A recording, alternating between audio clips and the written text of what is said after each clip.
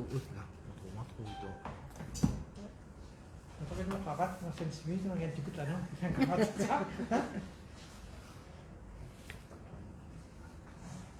C'est bon? Bonjour à tous, bonjour tous les camarades de la presse qui viennent faire le déplacement pour nous presse briefing chaque semaine qui nous fait le vendredi. Aujourd'hui, vu qu'il y a un parlement, à cause de ça, chaque fois qu'il y a un parlement, nous faisons à un l'air plus bonheur. Mais pour commencer par la vaccination, et même qu'il y a une faute de vaccination du premier dose, mais jusqu'à l'air, depuis encore un adimoun qui peut venir vers cette première dose maintenant. Et là, le nombre du premier dose dépasse à 932 815, qui représente 76% de la population. Encore une fois, même il y a un pétard, ça n'a pas fait rien. Nous toujours invite le public mauricien à être capable de tourner dans nos vaccination center que la première dose est encore disponible. Deuxième dose aussi, nous progressons, nous dépassons 900 000 maintenant. Le chiffre c'est 901 187, représente 73 de la population, 73,5 de la population qui fait une fully vaccinée. Ça aussi, nous pouvons continuer à progresser vu qu'il nous peut faire première dose et automatiquement nous pouvons avoir une deuxième dose, surtout un vaccin qui nous vise à faire des doses. Le troisième dose, le booster dose, ça aussi, nous besoin dire qu'il nous a un pays, même quand nous comparons avec un pays d'Europe qui permet beaucoup d'emphase de troisième dose, nous dépasse 11% de la population qui fait la troisième dose et ça les représente 136 940. C'est encore une fois bravo, la population peut engager dans sa mouvement, dans sa prend conscience qu'il est bien important pour nous faire une troisième dose. Vu qu'il nous a une première, deuxième dose, les datés maintenant depuis beaucoup plus que 6 mois. Et là, encore une fois, le troisième dose est disponible dans le centre, pareil comment nous communiquer, dire, et nous invite le public qui vient continuer par leur troisième dose. Mais pour brièvement dire au under 18, c'est-à-dire 15 à 17, nous chiffres pas trop changé parce qu'en ce moment, sa population-là, presque tout ce qui est intéressé pour venir faire le vaccin, je ne fais. Le chiffre montré première dose 34 238 et deuxième dose 29 651. Même les étudiants qui n'ont pas réussi à faire cette deuxième dose à cause d'une raison ou d'autre, vous êtes toujours capable de contacter le site, contacter le 141 pour trouver votre deuxième dose. Ça aussi, il est disponible, le Pfizer deuxième dose pour les adolescents. À Rodrigue aussi, alors la bonne nouvelle c'est que 63% ont fini faire cette première dose et deuxième dose c'est 60% ont déjà fini faire cette deuxième dose, y compris le booster dose qui à Rodrigue, c'est 1098 petits monde qui finit faire cette booster dose. Alors ça aussi nous peut montrer un bon signal qui dit la population peut, à Rodrigue aussi peut engager dans cette booster dose. Ne pas oublier qu'à Rodrigue, nous déjà fini commence pour vacciner la population entre 15 à 17 et ça aussi dans toutes bonnes conditions avec tout bon respect du cold chain d'un vaccin, le Pfizer, le booster dose à Rodrigue pour les étudiants, pour under 18, nous déjà peut progresser. Pendant la semaine, concernant un cas positif qui nous fait gagner, qui nous détectait avec le PCR. Pendant une semaine, quand nous pouvons comparer le chiffre pendant les 3 dernières semaines, les films commencent à diminuer. Là, aujourd'hui, pour cette semaine-là, c'est nous faisons gagner 658 cas positifs avec le PCR et aussi nous faisons gagner 25 cas importés, c'est-à-dire un passager qui fait une rente Maurice. Ben cas importés, d'abord, tous ces passagers-là sont stables, dans self-isolation ou bien je finis placé dans une quarantaine, que nous pas aucune difficulté avec eux. On arrive à l'hôpital INT, là-bas aussi, le nombre de patients qui arrivent dans que nous tenons presque 40 à 50 patients et pour aujourd'hui, nous avons 22 patients qui sont dans l'hôpital INT et parmi ces 6 ventilateurs, 16 l'oxygène et puis nous venons personnes qui ont observation en ce moment à l'hôpital INT. Dans l'hôpital aussi, côté dans un ward qui est dédié à un patient COVID ou bien un patient qui a un problème médical et en même temps testé positif, COVID positif. Le nombre c'est 307. Là aussi, nous faisons une baisse comparée à la semaine précédente que nous tenons beaucoup plus qu'à. Ben décès, malheureusement, cette semaine-là aussi, nous faisons une gain ben décès dans l'hôpital, dans l'INT. Le nombre c'est 95. Basé à la semaine précédente que nous avons gagné beaucoup plus, là le nombre vient diminuer, mais quand même 95 pour nous quand même nous besoin travailler beaucoup. Un médecin peut faire tous les efforts qu'il besoin, que nous capables de faire de manière encore davantage, donner tout le traitement qu'il besoin pour qu'il nous capable de diminuer ce nombre de décès qu'il nous peut trouver chaque semaine dans l'hôpital ou bien à INT. Parmi ça, des gens qui finissent décédés avec COVID, là-dedans, c'est 30 qui sont moins de 60 ans, 65 qui sont plus que 60 ans, qui sont KOBT, c'est-à-dire 2/3 des patients qui sont là haut 60 ans qui finissent décédés avec COVID. Et là-dedans, il y en a 47 qui ne sont pas vaccinés, et puis 46 si vaccinés et 1 si vacciné qu'une dose. Là, il montrait 50% des patients qui finissent décédés pendant cette semaine-là, c'est 20 patients vaccinés. Maintenant, ben patients qui, parmi ces 95 patients-là, c'est 86 qui ont une comorbidité et puis 9 qui n'ont aucune comorbidité. Qui les représente presque le sac 10 patients, c'est 9 patients qui ont une comorbidité qui malheureusement, quand je gagne COVID, ne peut pas récupérer même d'un autre médicament. Alors là aussi, même ça, nous, au ministère de la Santé, avec ben médecins qui peut guider ben patients COVID avec le personnel, nous pouvons mettre tous les efforts qui besoin pour qu'il là aussi nous capables de diminuer, nous capables de faire une manière de meilleurs soins, faire tous les efforts qui besoin pour que ces ben patients là, encore une fois, sinon nous but c'est qu'ils ne pas perdre la vie. Quand on prend le chiffre total, même décès à cause Covid, depuis mars cette année-là jusqu'à maintenant, c'est les 669 décès avec Covid jusqu'à présent. Dans quarantaine, qui concerne ben passagers qui peuvent à Rodrigue ou bien ben les autres îles, ou bien ben passagers qui finissent rentrent Maurice qui pas finissent vaccinés, au total c'est 423.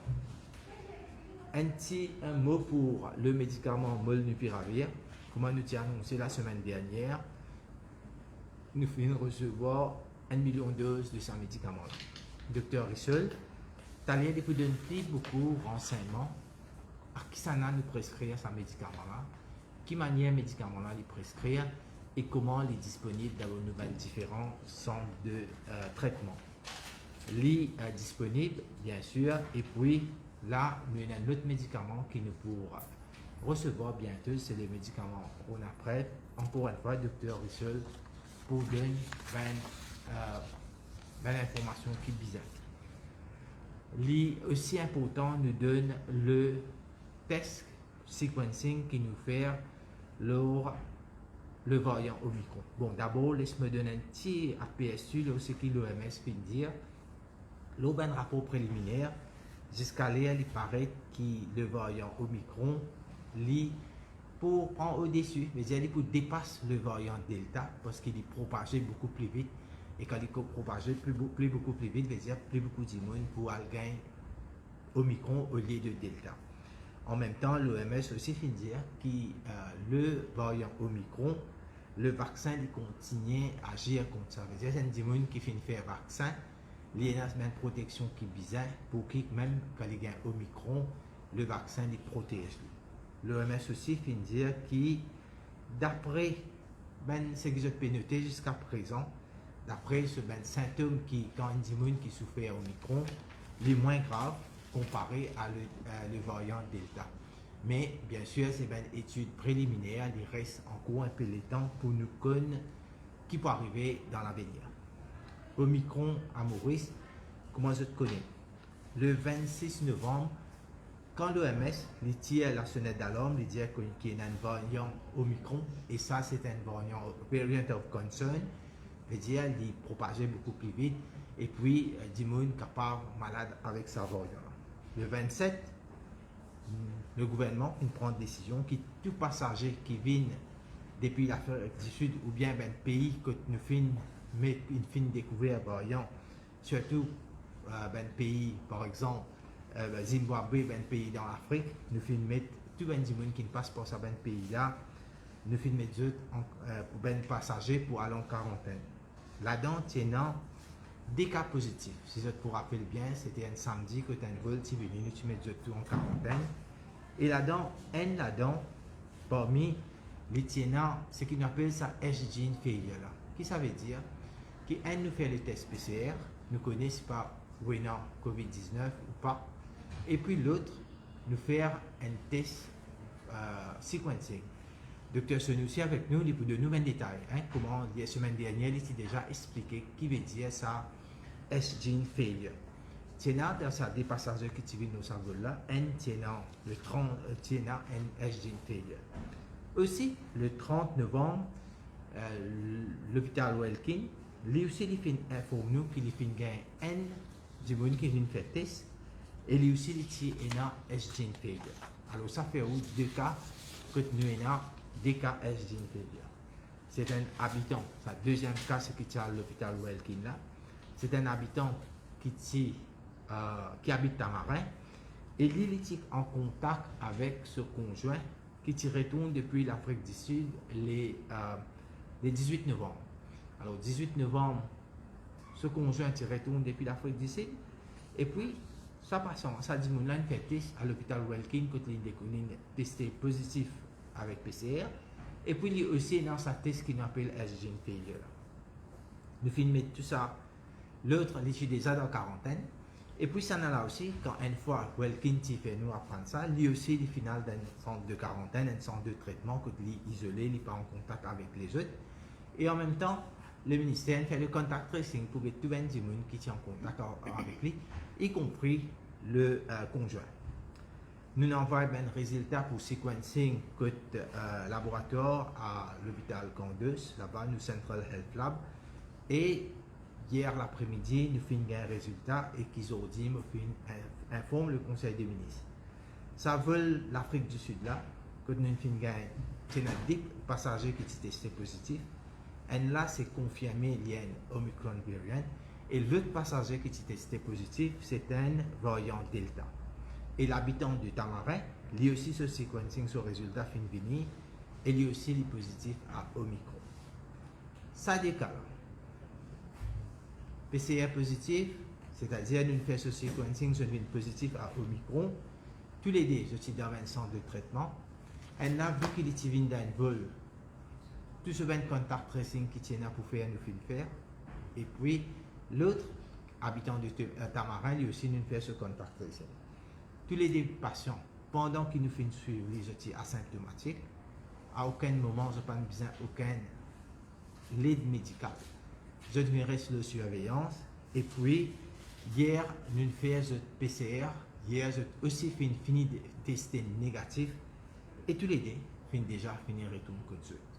Voilà l'information concernant la vaccination, les résultats de la semaine concernant les tests positifs, les cas, les décès, et aussi le variant Omicron, ce qui me fait annoncer aujourd'hui dans nos press briefings. Mopo passe Dr. Russell. Dr. Russell, c'est un immunologue qui travaille au ministère de la Santé et puis qui lui-même parmi les médecins qui donnent la vie, prépare un protocole, un médicament et tout un traitement, surtout les pour cause de médicaments, comment nous pouvons prescrire le molnupiravir. Et puis ensuite, Madame Senou, si je tenais à n'importe quelle question concernant le Omicron, il vous donne un renseignement qui est bizarre. Merci. Après, tu allais nous prendre une question de la presse. Merci, Monsieur le Ministre. Dr. Senou, Mesdames et Messieurs, moi, pour cause le traitement actuellement qui est en santé, vous pouvez proposer le Covid-19. Donc, si nous guettons, nous pouvons dire trois parties. Qui qui nous fait introduire, qui nous peut donner et qui nous peut introduire.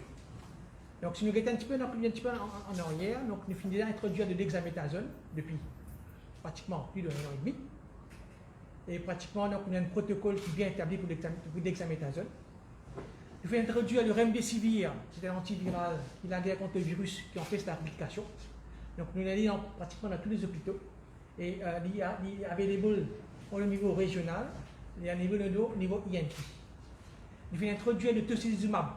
C'est quoi le tocilizumab? C'est un médicament qui a la guerre contre une cytokine, relagage de cytokine. Quand le Covid attaque nous les corps commencent à réagir, donc nous avons un relagage d'un médiateur de cytokine. Quand ça largué, donc il passe dans le sang, il y a l'attaque du poumon, du cerveau, le cœur, le rein. Donc, tocilizumab, c'est un anti-interleukine 6. Donc, il parle de la guerre contre ça, l'orage qui, le virus a formé. Et sur l'efficacité, donc c'est pas à 100%, c'est 30 à 40% d'efficacité. Nous avons introduit aussi donc, le favipiravir, donc il y a peut-être quelques semaines de cela, donc, au niveau de notre ministère de la Santé. Et là, depuis quelques jours, là, depuis hier, nous avons introduit un nouveau médicament qui s'appelle molnupiravir. Donc molnupiravir, c'est un comprimé, d'accord?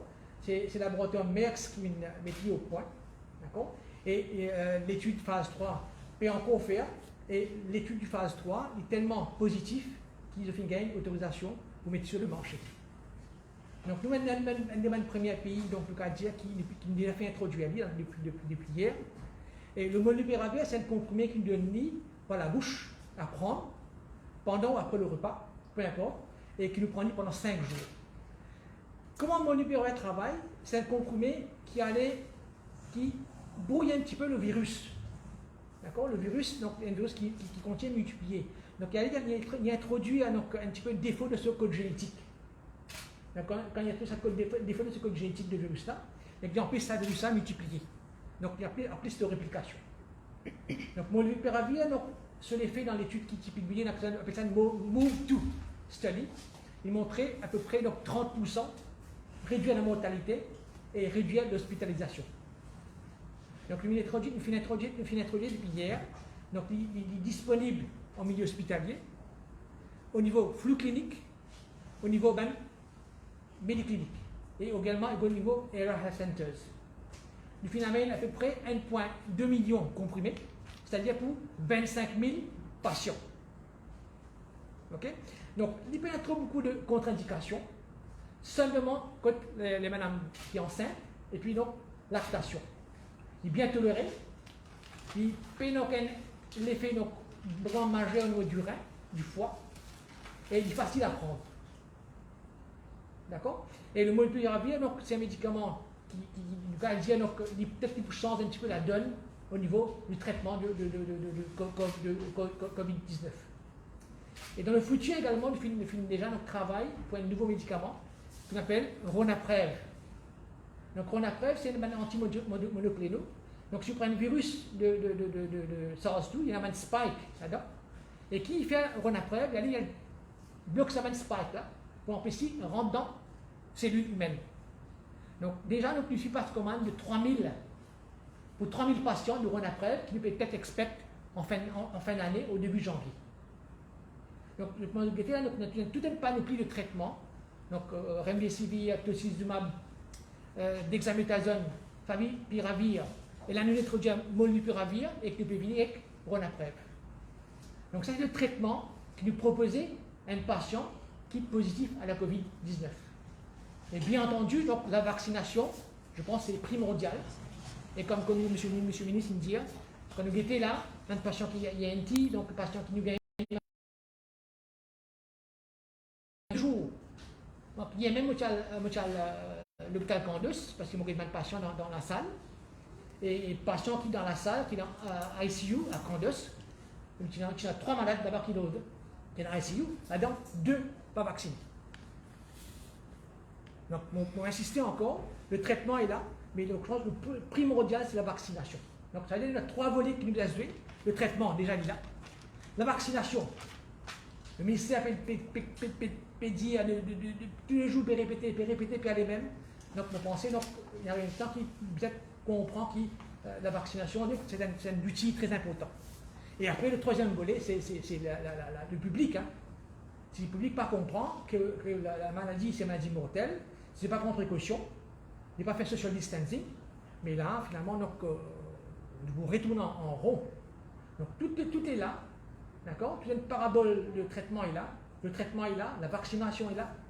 Et je pense que le ministère fait beaucoup d'affaires. Nous sommes un pays qui propose beaucoup d'affaires. Si vous comparez avec l'Afrique, avec l'Asie, nous sommes un pays quand même, nous très bien avancés, nous avons un protocole très bien établi. Même si vous comparez avec un pays européen, donc Angleterre va encore introduire comme le péravir. Hein, l'Europe, il ne faut pas aucun pays, nous finit comme ici à Maurice. Donc, nous devons faire tout. Maintenant, c'est le public maintenant qui est important pour prendre la responsabilité. Nous devons faire du travail, nous devons introduire des médicaments, nous devons introduire la vaccination. D'accord? Nous devons faire pratiquement toutes les semaines dans la radio, dans la télévision. Le ministre fait ses conférences de presse pratiquement toutes les semaines. Mais insister, nous dire. Mais maintenant, donc, je pense que une partie du jeu, c'est dans la main du public. Si ce n'est pas jouer le jeu, donc voilà, donc la conséquence va être pénible. Merci, monsieur le ministre. Merci, docteur Rissel, pour tout ça, information-là. Maintenant, on vous passe de question. Peut-être vous lire un petit peu plus d'informations, le variant même, Omicron, et aussi le sequencing qui est en cours, le résultat, le test qui nous fait toujours faire, c'est continu, quoi. Mais nous vous donne plusieurs, les autres conseils. Merci, ministre. Merci, docteur Rissol, et bon après-midi tous les membres de la presse. Et comme nous disons dans nos conférences de presse, des semaines, c'est là, quand Omicron, Chinique décrit comme un variant of concern. Et nous disons qu'ici, d'abord, si quelqu'un a SARS-CoV-2, soit COVID-infection, nous PCR est assez efficace pour détecter. Deuxième, pour détecter Omicron, nous disons nous avons des tests que nous faisons. Un c'est S-gene dropout screening. Et deuxième, dans tous les patients que nous trouvons un S-gene dropout, là, nous faisons ce séquençage pour confirmer qu'il est vraiment un Omicron. Mais comme le ministre dit, le 27 novembre, ça vole qui est venu depuis Sud-Afrique, nous avons des patients là-bas, des passagers qui sont testés positifs pour PCR dans l'aéroport. Et parmi eux, nous détectons, quand nous faisons ce séquençage, nous détectons qu'il y a un Omicron. Avant, nous trouvons qu'il y a un S-gene dropout. Là, quand nous faisons ce séquençage, nous confirmons qu'il y a un Omicron. Depuis ça, nous avons à peu près 15 patients qui PCR positifs et qui peuvent montrer un S-gene dropout. Et parmi ces 15 là, nous pouvons détecter hier et aujourd'hui, mais 12, nous pouvons déjà faire ce séquençage et résultat, bientôt nous pouvons connaître capable depuis ce week-end là. Et là, nous pouvons connaître que nous avons encore un patient qui est un Omicron soit nous. Seulement, comme on dit, quand même, si nous gagnons Omicron, oui, il y a beaucoup plus, so transmissibility il y a beaucoup plus, mais seulement tout un report jusqu'à là qui nous peut gagner, qui un côté les soulage nous dans le sens que dans Sud-Afrique même, il y a beaucoup de cas, il y a une prédominante lignage qui peut circuler dans Sud-Afrique. Et il finit overtake Delta qui est beaucoup plus virulent que Omicron. Et nous pouvons trouver que la plupart des cas, jusqu'à là, je peux dire mild, il y a beaucoup d'hospitalisation. Et les gens qui peuvent hospitaliser, pas la cause Omicron, mais la cause qui ont les autres problèmes de la santé, et là, je peux découvrir qu'il y a Omicron. Mais toujours, seulement, encore, comme on dit la dernière fois aussi, et comme le ministre dit, nous avons besoin un peu de patience, un peu d'attendre pour qu'ils nous connaissent comment il peut évoluer dans l'avenir, encore dans 3-4 semaines. Et là, nous pouvons avoir une picture un peu plus claire qui Omicron qu'il peut faire. Mais moi, je suis content, rassuré surtout qu'ici, côté diagnostic, nous avons toute une facilité qui nous peut capable faire diagnosis SARS-CoV-2, nous capables de faire séquençage. Et séquençage, nous pouvons faire on a regular basis. Et nous commençons le séquençage à partir de mai de l'année là. Et avant, nous n'avions aucune notion pour faire séquençage. Nous avons un équipement, nous traînons nos personnel. Et là, nous commençons à faire ça assez régulièrement. Dans le mois novembre, nous commençons à faire des 15 novembre, nous faisons 32 samples que nous faisons local sequencing. Et tout ça patient local patients. Et là, nous trouvons qu'il y a un delta prédominate dans nos infections d'Amoris. Et à part que nous pouvons faire local sequencing, nous aussi, comment dire, nous pouvons envoyer des échantillons dans les collaborating centers. Avant, nous avons envoyé dans NICD, National Institute of Communicable Diseases, Johannesburg.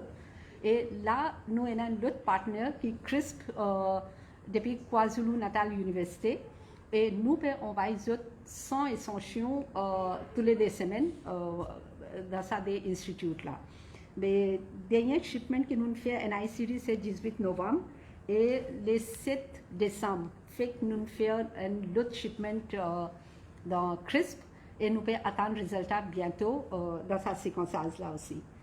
Mais sinon, bon, au niveau Central Health Lab, et aussi nous connaissons qu'il y a un private labs qui fait RT-PCR et nous finissons informer que tout le patient positif qu'ils ont gagné. Si ils peuvent faire un S-gene dans notre essai, et tout le cas S-gene dropout qu'ils ont gagné, ils ont déjà envoyé nous, plus vite possible, qu'ils nous capables de faire ce séquençage. Et deuxième, comme ça aussi, tout le positive cases, parce que nous faisons ça comme une genetic surveillance. Nous prenons un peu d'échantillon, tout le positive cases qui vont les autres private cliniques aussi détecter et nous faisons ce séquençage. Mais s'il y a une évolution, et nous connaissons bientôt combien de cas nous avons gagné, et je pense que la presse, je tout connais bientôt. Merci Dr. Sonia pour le renseignement. Maintenant, nous prenons une question de la presse. Bon, nous prenons quelques-uns, vu qu'il nous est là probablement d'un petit moment, on est au courant. Il y a aussi un petit quand même, qui demande une petite préparation de ça. Alors, nous allons passer par une première question pour commencer. Et parmi les 12 cas positifs qui atteignent le résultat de séquençage, quel pourcentage de risque qui est capable de gagner les 12 avec le micron? Il est capable de les 12 qui vivent au micro. Il y a une possibilité. La cause, nous devons attendre le résultat de séquençage. Le nombre de delta, combien là hein? Le nombre de séquençages et Mais là, on connaît, nous pas faire séquençage, comme on dit l'autre fois là, nous pas faire séquençage dans tout PCR positif. Nous faisons un séquençage pour un pourcentage qui est positif pour connaître qui nous prédomine lignage qui peut circuler. Et là, nous trouvons que delta, jusqu'à l'heure, delta, c'est prédominante lignage qui peut circuler. il y a un nombre de patients qui est dans delta. La plupart des patients sont dans delta maintenant. Oui, si je pour rappel, depuis qu'ils nous annoncent le résultat de séquençage, et au début, nous avons la majorité des patients qui nous appellent BNN 78, et doucement, nous commençons à gagner le pourcentage de delta, nous commence à plus. Et si je me rappelle, le dernier résultat qui nous a annoncé pour le séquençage, je pensais que presque 50% c'est un patient qui est déjà dans delta. Mais là, la question c'est qu'il faut continuer à suivre, nous pouvons l'évolution. Et je parle vraiment depuis que nous avons fait test pour SG, combien de cas nous gagnons dans la communauté locale? Bon, nous gagnons jusqu'à maintenant, à partir du 29, nous commençons à faire ça SGN screening. Mais en ce moment-là, nous avons 15 cas. Dans ces 15 cas-là, nous avons un seul local cas qui est ministre mentionné. Mais tous les autres cas, they are imported cases. Il y a 2 cas importés et 15 cas locaux de Omicron. Un cas importé, un cas local. Et maintenant, il y a plein de séquençages, bien sûr, de l'autre côté. Mais sa patient qui reste à Marais, qui est en contact avec ce concubin-là, il ne sait pas si se faisait en quarantaine, comment il est en contact avec la personne. Alors, quand... Oui. Oui. Alors, comprenez, nous finissons de détecter ça, une madame qui habite à Tamarin, qui lit l'inal testé d'abord, quand il est positif, les finales testé dans un laboratoire du privé, Welkin. Là, nous détecté les positifs, nous connaissons qu'il y a un Welkin trouvé qu'il y a un SG. Là, ça, ce qui voyage là, il y a un cas positif, il peut isoler de côté. Il y a isolé de côté, et là, nous prenons maintenant, nous ne pas garder isolé de côté parce qu'il nous mettons dans nos centres de quarantaine et en même temps, nous envoyons ce test pour faire le séquençage. Alors, d'abord, nous gagnons patient, madame avant, malgré que le monsieur est positif avant, mais madame, il finit gagner ce résultat de séquençage. Et puis, je pensais d'un prochain batch de résultats, nous pouvons gagner pour le monsieur aussi. Oui, pour Michel, là aussi, nous pouvons gagner ce séquençage, nous pouvons gagner ce résultat. Et puis, tout en contact qui tient avec monsieur, il finit faire un test. Et bon, heureusement, tout un test est négatif. Le PM a annoncé bien qu'il y a une l'aide de l'Inde, notamment un médecin qui trouve à Maurice. Alors, est-ce qu'on a la confirmation que c'est juste un médecin ou un infirmier et que ça se peut déployer à travers les... Oui. Alors, je remarqué que pendant le mois de novembre, comment nous personnels qui travaillent. Hein? Alors, au mois de novembre aussi, nous finissons faire un preparedness plan parce que personne n'est pas capable de prédire. Qui peut arriver, nous même pas connaissons au début de novembre qui peut être un Omicron, nous pas connaissons demain, est-ce qu'il nous peut être un autre variant. Dans notre preparedness plan, avec l'effectif qu'il y a en termes d'infirmiers, médecins, nous avons préparé nous parce que qui pour la durée, personne n'est pas capable de dire. Ce que nous faisons, d'abord, nous approchons le ministère du Travail parce qu'ils le clinique privée qui déjà paye un pot infirmière, nous demandons qui procédure. Alors, à partir de là, premier contact que nous faisons avec le ministère du Travail, c'est que là, je suis capable de dire qu'il y a 18 infirmières qui déjà fait toute une procédure qui est bizarre, including interview, tout. Et maintenant, le ministère du Travail pour faire les autres procédures pour nous capables de recruter ça. Nous, au niveau du ministère, nous avons contacté l'ambassade, pour dire s'il est capable d'envoyer nous l'équipe. Une équipe, ça veut dire quand nous connaissons, nous pouvons causer avec COVID, nous pouvons causer ICU, nous pouvons causer intensive care. Alors, qui nous besoin? Nous besoin un médecin réanimateur, nous besoin un infirmier qui est spécialisé pour connaître comment pour travailler dans un COVID ward, dans un ICU. Nous demandons ça. Ça, c'est nous demande. Et ce que nous demandons, nous faisons une demande 6 l'équipe. C'est-à-dire, nous pouvons chaque équipe dans un hôpital et plus un à l'hôpital INT. Comme ça permet nous, l'équipe qui est existante, de continuer le travail, mais nous avons un renfort, nous avons encore l'équipe qui est venue pour donner un coup de main, ça c'est une équipe qui est déjà existante. Et puis, troisième démarche, aussi nous le faisons avec l'ambassade de la France. Nous disons à l'ambassade de la France, là aussi, si nous sommes capables de gagner un médecin, parce qui est capable de venir en même temps, qui manière nous pouvons travailler. Déjà, une partie, depuis la réunion des personnels, ils viennent gagner nos services. Et maintenant, nous perdons l'ambassade, aussi la France, et bien sûr, vous avez qui mène médecin pour envoyer nous, pour nous renforcer, nous, personnel, en cas d'avenir, nous connaissons, ne pas qu'à dire qui peut arriver, mais quand même, nous connaissons, nous finissons faire une préparation plus bizarre. Tu n'as pas une vaccination, Maurice, votre équipe avancée, mais jusqu'à là, il n'y a pas beaucoup de vaccination à Galégan. Il y a une petite population, mais jusqu'à là, il est vacciné aussi. En fait, la vaccination à Galégan finit faire. Si je te rappelle, peut-être il y a 3 ou 4 mois, moi j'ai déjà annoncé que la population à Galéga, y compris ce travailleurs et tout, c'est une population d'environ 1400, 1500, que une équipe depuis Maurice il allait pour vacciner tout le monde là-bas, il retourne. Alors là, si me dis aussi l'équipe qui allait peut-être en septembre, de faire de Johnson, c'est sûr qu'il ne pourra faire cette booster dose 4 mois, 5 mois après. Et aussi là, l'occasion pour mettre encore une fois en phase. Ne pas oublier, nous passons dans une période de fête que du monde peut sortir. Hier, le Premier ministre met l'emphase là. Si aujourd'hui, nous pas aller vivre une situation qui nous fait trouver au début de novembre, et puis je trouve l'impact qui pression y amène de la santé. Nous pas aller vivre ça, d'abord précaution. Veut dire tout le monde, chaque individuel, maintenant il est clair qui ça veut dire précaution, bien mettre le masque correctement, bien qu'on garde la distanciation et surtout quand nous allons partout nous toucher, nous bien qu'on service sanitaire. Premier. Deuxième, nous tous une faire vaccin, le plus gros volume qui ben Mauricien qui fait vaccin, il prend depuis mars pour une jusqu'à août Alors, qui veut dire, la plupart, beaucoup Mauriciens, un bon pourcentage Mauriciens, il finit dépasse 4 mois, que là, il est capable de faire ce booster dose, très très important. Booster dose bien faire, ça les couvre en termes de précaution. Et aussi, maintenant, il y a toute disponibilité en termes de traitement, la moyenne du tout est là. Vous pensez, vous pouvez gagner la fièvre, vous pensez, vous pouvez gagner n'importe qui. Vous rentrez dans le COVID Testing Center, faire un test. Les tests les disponibles, self-test qui sont capables d'aller dans une pharmacie, ou capable de faire un test vous-même, ou capable de faire un test dans le COVID Testing Center. Et puis, bien sûr, une fois vous testez positif, vous finissez connaître comment vous êtes gardé en isolation.